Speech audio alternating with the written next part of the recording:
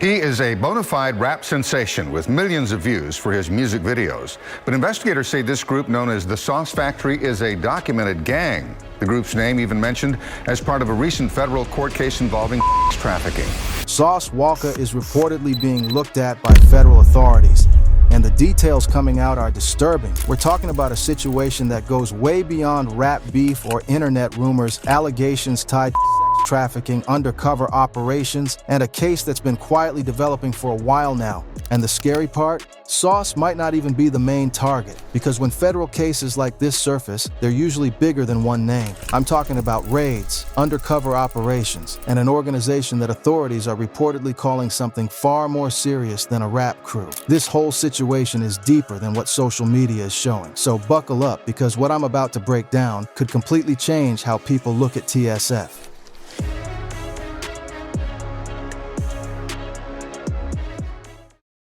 For those who don't know, Sauce Walka, real name Albert Walker Mundane, has been a force in Houston hip-hop for over a decade. We're talking 50 million views on YouTube type numbers. The man created a whole movement with TSF, the Sauce Factory, drip culture, sauce culture, all that came from this man's influence. He's got hits, he's got respect in the streets, and he built what looked like a legitimate empire. His come-up story is the classic Houston tale. Started from the bottom, grinding in the streets, turned his pain into art, and built something that looked unstoppable. He became the face of a whole movement. When people think Houston rap in the 2010s and 2020s, Sauce Walka's name comes up. That's power, that's influence, that's the type of legacy rappers dream about. But here's the thing about empires. Sometimes they're built on foundations that can't hold up when the feds start digging. And that's exactly what's happening right now. The same organization that brought Sauce fame and fortune is now the same organization bringing federal heat that could destroy everything he built. See? TSF wasn't always presented as just a record label. In the streets, everybody knew what it really was. Police documents, court filings, federal investigations, they all referred to the Sauce Factory as a documented gang. Not a music group, not a collective, not a brand, a gang. But investigators say this group, known as the Sauce Factory, is a documented gang. Known for criminal activity that goes way beyond making music and posting Instagram videos. Now Sauce Walka is sitting there trying to tell the world this is all a misunderstanding, that police are confusing gritty lyrics with reality. Honestly, I don't know why I don't know if it's just probably a misunderstanding from the videos. That people are lying on his name, that TSF is just a record label trying to put artists on. But when you look at the evidence, when you see the federal court documents, when you hear what investigators are saying under oath in federal courtrooms, man, this is way more complicated than he's making it seem. The disconnect between what Sauce is saying and what the feds are proving is getting wider every day. And that gap, that's where the truth lives. Let me take y'all back to 2009 real quick, because Sauce's history with law enforcement didn't start yesterday. This ain't his first time dealing with police, with charges, with the system trying to lock him up. Back then, he wasn't even going by Sauce Walka yet. He was AWOC, and police say he was affiliated with a criminal street gang called Mesh Mode. Mesh Mode was real in Houston. This wasn't no made-up rap persona. This was an actual street organization that police had been tracking for years. And AWOC, the future Sauce Walka, was right in the mix. What happened? During a concert at Texas Southern University, shots rang out. This wasn't some small venue. TSU is a major HBCU in Houston with thousands of students. A concert that should have been about music and good vibes turned into a shooting. Someone got hit, blood on the ground, people running and screaming, and when police investigated, Sauce's name came up. He was arrested and charged with deadly conduct. That's not a small charge. That's the type of charge that can send you away for years if they really push it. But Sauce ended up pleading guilty, serving probation, and supposedly leaving that life behind. He did his time, followed the rules, and walked away with a second chance. When investigators asked him about it in this recent interview, he kept it simple, almost dismissive. That was just me being a younger myself and not mature, and I'm grown up to a man now. Fair enough, right? People change, people grow, people leave the streets behind and become successful, legitimate businessmen. That's the American dream, especially in hip-hop. From the trap to the boardroom, from shooting up concerts to selling out arenas. We've seen it happen with Jay-Z, with Snoop, with 50 Cent. Former street dudes who built empires and left the criminal life completely behind. But here's where it gets tricky. When you claim you left that life behind, but everyone around you is still living it, when your business associates are getting hit with federal trafficking charges, when your mansion is being raided by federal agents looking for underage trafficking victims, at what point does "I left that behind" stop making sense? At what point do we stop believing the transformation story and start looking at the pattern? Because from where I'm sitting, it looks like Sauce might have changed his name and his tax bracket, but the organization he built, that might still be operating on the same principles that got him locked up back in 2009. Now, we got to talk about what really kicked all this off, because this is where the whole thing goes from street politics to federal case, from rumors and police surveillance to actual victims coming forward. We're talking about Thanksgiving, a day when most people are with family, eating turkey, watching football, enjoying the day off work. But on this particular Thanksgiving, a call came in to authorities that changed everything. A young girl, scared, calling for help from a motel off the North Freeway in Houston. Not a nice hotel, not somewhere you take your family for vacation. We're talking about one of those motels that rent rooms by the hour, the type of place where people don't ask questions and cameras conveniently don't work. And what this young girl told them when they arrived sent shockwaves through the entire investigation. According to the deputy who later testified in federal court under oath, she said that she was forced to walk the streets, if you know what I mean, and that she was threatened. This ain't about music no more, fam. This ain't about some rap beef or street politics or who's really from the hood. This is about serious federal crimes, the type of crimes that get you put under the federal prison if you're convicted. We're talking mandatory minimum sentences that start at 15 years and go up from there. This is life-destroying type charges, so investigators start digging. They start following the trail, they start pulling surveillance footage, checking phone records, interviewing witnesses, building a timeline, and that trail led them straight to some very familiar names in the Houston rap scene. Names that anybody following TSF would recognize immediately. This wasn't some random prostitution bust. This was an organized operation. And the more investigators dug, the more they realized this went way deeper than just one girl at one motel on one Thanksgiving. Several people got arrested in connection with this case, but one name stands out above all the others: Rashad Sims. In the streets and on Instagram, he goes by Sauce Lean, sometimes J Lean. He's got videos, he's got followers, he's got the TSF branding all over his social media. And according to federal court testimony, not rumors, not blog posts, but actual sworn testimony in a federal courtroom, he's described as one of the principal leaders of the Sauce Factory, not just a member. Not just an artist signed to the label. Principal leader. That means he's making decisions. That means he's got power and authority within the organization. That means when TSF moves, he's one of the people calling the shots. Now, if you go on Instagram right now, if you watch TSF videos on YouTube, you'll see Sauce Lean and Sauce Walka together all the time. They're making music together, they're posting together, they're at the same events, wearing the same chains, throwing up the same signs, they're running TSF together as a unit. These ain't just business associates who see each other at quarterly meetings. These are partners who move together, work together, build together. So when investigators asked Sauce Walka directly, point blank, "Is he your partner?" Guess what he said? You ready for this? "He's my friend, not my partner, not my business associate, not my brother in the music game, just my friend." Real slick, right? Like that creates distance. Like that makes him less connected to whatever Sauce Lean was allegedly doing. Like you can just friendship zone somebody when the feds start asking questions and suddenly you're not responsible for their actions. But here's what Sauce Walka wants you to believe, and I need y'all to really pay attention to this because it's important. He wants you to think that Sauce Lean was just one of several rappers hoping to further careers under TSF's umbrella. Just an artist looking for a deal. Just a dude who wanted to make music and happened to be around TSF.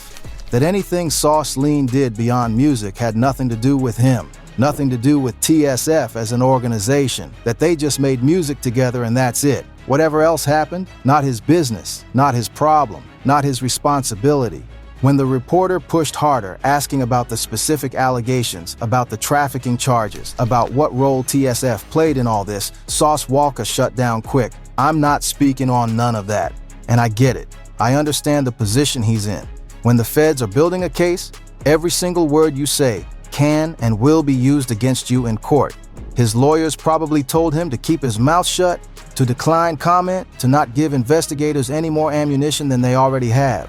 That's legal defense 101. But that silence, that's loud as hell when you really think about it. Because if TSF really is just a record label, if you really don't know anything about what your friend was doing, why not say that clearly? Why not separate yourself completely? The fact that he won't even comment tells you he knows the connections run deeper than he's willing to admit publicly. But here's where it gets even crazier, and this is the part that really shows how serious the feds are taking this case. The investigation didn't stay in the streets.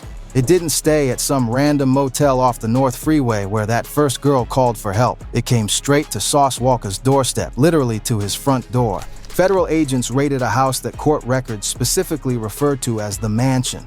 And whose mansion was it? You already know. This was Sauce Walka's property, his house, the place where he lives, where TSF conducts business, where the whole operation runs from. This wasn't some associate's trap house. This was the headquarters. Now imagine being Sauce Walka that day. You're at home, probably making music or counting money or doing whatever successful rappers do. Then you hear banging on the door. Federal agents with a warrant, guns drawn, coming through every entrance, tearing through every room looking for evidence. That's not a regular police visit. That's the type of raid that happens when they've already got enough evidence to get a federal judge to sign off on searching your property. Why did they raid it? And this is the part that should make everybody uncomfortable. Surveillance video, not suspicions, not rumors. Actual video evidence that showed Sauce Lean entering the mansion with what court documents describe as minor victim 2, underage prostitute. Minor victim 2, that means there was a victim 1. That means this wasn't an isolated incident. That means federal investigators had already identified multiple underage victims in this trafficking operation, and one of them was brought to Sauce Walka's house by Sauce Lean, one of the principal leaders of TSF. Think about what that means. An underage trafficking victim at the home of the CEO of TSF, brought there by one of TSF's top leaders. And we're supposed to believe that this is all just a coincidence? That Sauce had no idea what was happening under his own roof? Now Sauce is saying, nothing like that in my house. Strong denial, clear statement, and legally, he might be right. After the raid, after federal agents went through everything, Sauce Walka himself wasn't charged with anything. No arrest, no indictment. The only people who got hit with federal charges were Sauce Lean and the others directly involved in the trafficking operation. So on paper, Sauce is clean, the feds raided his house and didn't charge him. That should be good news, right? But here's the question nobody's asking. The question that keeps me up at night thinking about this case. How do you not know what's happening in your own house? How does one of your principal leaders bring underage trafficking victims to your property and you have absolutely no idea? Either you knew what was happening and you're lying to protect yourself legally, or you didn't know and you're dangerously out of touch with what your organization is really doing. Either way, that's a massive problem. Either you're complicit or you're incompetent. Pick one. And before anybody says, maybe Sauce Lean was doing this on his own without telling anybody, this was at the mansion, the headquarters, the place where TSF operates from. You really think one of the principal leaders of the organization is running a sex trafficking operation out of the boss's house without the boss having any clue? Come on, fam. We're not that naive. Throughout all this chaos, throughout the raids and the arrests and the federal testimony, Sauce Walka has maintained the exact same defense every single time someone asks him about it. It's all a misunderstanding. Police are confusing his music with reality. People are lying on him. Haters trying to bring him down. TSF is a record label, not a gang. He's a businessman, not a criminal. I'm CEO of a label, he told investigators with conviction. And when they kept pressing him about TSF being labeled a gang by law enforcement, he acted genuinely confused. Honestly, I don't know if it's just a misunderstanding from the video. The videos, that's what he keeps coming back to. That's his entire defense. Like federal agents and prosecutors are sitting around watching rap videos and just getting confused about who's really about that life and who's just playing a character for entertainment. But here's the thing, and this is crucial for everybody to understand. Police and federal investigators don't label organizations as gangs just because of music videos. They don't designate groups as criminal enterprises because rappers talk tough in their lyrics. They do it based on patterns of documented criminal activity, arrest records, informant testimony, surveillance operations, and years of investigation. Think about what it takes to get labeled a documented gang by federal law enforcement. They need evidence of organized criminal activity. They need to show a structure, a hierarchy, a pattern of illegal behavior that goes beyond individual members acting alone. They need to prove that this organization exists for criminal purposes, not just entertainment or business. And they have that evidence. Otherwise, they wouldn't have raided the mansion. Otherwise, they wouldn't have arrested multiple TSF members. Otherwise, this case wouldn't be moving forward in federal court where conviction rates are over 90%. Sauce wants to act like he's just an artist getting profiled for his lyrics, like this is some misunderstanding that'll blow over once people realize he's just making music, like he's being targeted for being successful and outspoken. But federal trafficking investigations don't blow over. They don't just go away because you claim it's all rap entertainment. And when they raid your house and arrest your top associates, that's not a misunderstanding anymore. That's a federal case with real victims, real evidence, and real consequences. And whether Sauce Walka knew about the trafficking operation or not, whether he was directly involved or just willfully ignorant, his name is permanently attached to all of this now. So what happens next? That's what everybody's wondering right now. Will there be more arrests as the investigation continues? Will Sauce Walka eventually get charged with something as prosecutors dig deeper? Will TSF survive this and come back stronger? Or is this the beginning of the end for the whole organization? Right now, Sauce is clearly betting on business as usual. Keep rapping, keep building the brand, keep posting like this is just noise that'll fade away with the next news cycle. Act like federal investigations are just hater activity that can be ignored. But federal investigations don't fade away, fam. They don't just disappear because you stop talking about them. They grow, they expand, they follow the money trail and the power structure until they get everybody they're looking for. And if TSF really is what federal prosecutors say it is, not a record label but a criminal organization involved in sex trafficking minors, then this story is just getting started. The arrests we've seen so far might just be the opening chapter. Drop a comment below and let me know what y'all think about this whole situation. Is Sauce really just an innocent rapper getting caught up in someone else's criminal activity? Or is there way more to this story than he's willing to admit publicly? Because from where I'm standing, when federal agents raid your mansion and arrest your principal leaders for trafficking minors, you don't get to just say, "That ain't got nothing to do with me," and keep it moving like nothing happened.